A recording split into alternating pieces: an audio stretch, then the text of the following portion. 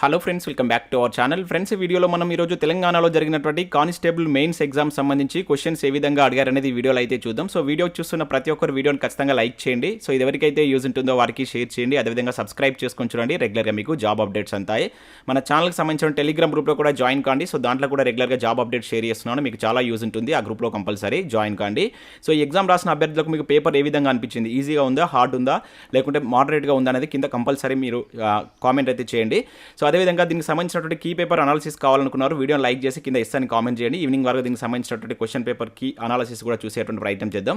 So ఇక్కడ మనం 52 question cancel కనుక చూసినట్లయితే 51 క్వశ్చన్ కాన్సెల్ మనకు జనరల్ స్టడీస్ అయితే ఉంది. దీనిలో దానికంటే ముందు ఇక్కడ మనం ఆర్థమెటిక్ అండ్ రీజనింగ్ సంబంధించిన క్వశ్చన్స్ అయితే చూడవచ్చు. ఆర్థమెటిక్ కొంచెం టఫ్గా అయితే అనిపిస్తుంది. ఇక జనరల్ స్టడీస్ సంబంధించిన క్వశ్చన్స్ కనుక చూసినట్లయితే ఇక్కడ మనకు 51 క్వశ్చన్ వచ్చేసి కాకతీయులకు సంబంధించిన క్వశ్చన్ అయితే అడగడం జరిగింది. అదేవిధంగా 52 క్వశ్చన్ కనుక చూసినట్లయితే ఢిల్లీ సుల్తాన్లు దర్బార్లో మొట్టమొదటిసారిగా నవరోజ్ పండుగను ప్రవేశపెట్టినటువంటి సుల్తాన్ ఎవరని చెప్పేసి మనం ఇండియన్ హిస్టరీకి సంబంధించిన క్వశ్చన్ అయితే చూడవచ్చు. ఇక్కడ 53 క్వశ్చన్ కనుక చూసినట్లయితే మార్కెట్ శక్తుల యొక్క డిమాండ్ అండ్ సప్లై ఆధారంగా నిర్ణయించు మార్పిడి ధర అనేది ఇక్కడ మనకు ఒక ఎకనామిక్ సంబంధించిన క్వశ్చన్ అయితే చూడవచ్చు. తర్వాత ఇక్కడ ఇండియన్ హిస్టరీకి సంబంధించినటువంటి క్వశ్చన్ ఇచ్చారు. హర్షవర్ధన్కి సంబంధించినటువంటి క్వశ్చన్ అయితే చూడవచ్చు.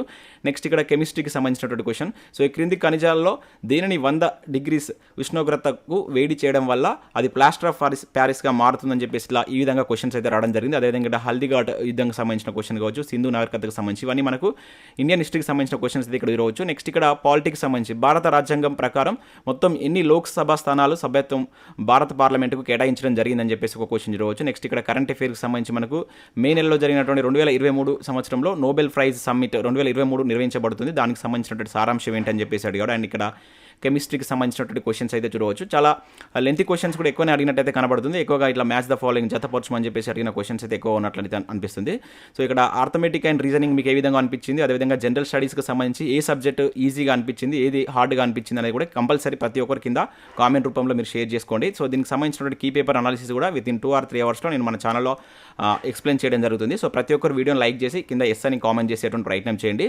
సో మీకు ఏ విధంగా అనిపించిందని కంపల్సరీ కామెంట్ చేసేటువంటి ప్రయత్నం చేయండి. ఇక్కడ మీరు ఇంకా మిగతా క్వశ్చన్స్ కూడా చూడవచ్చు.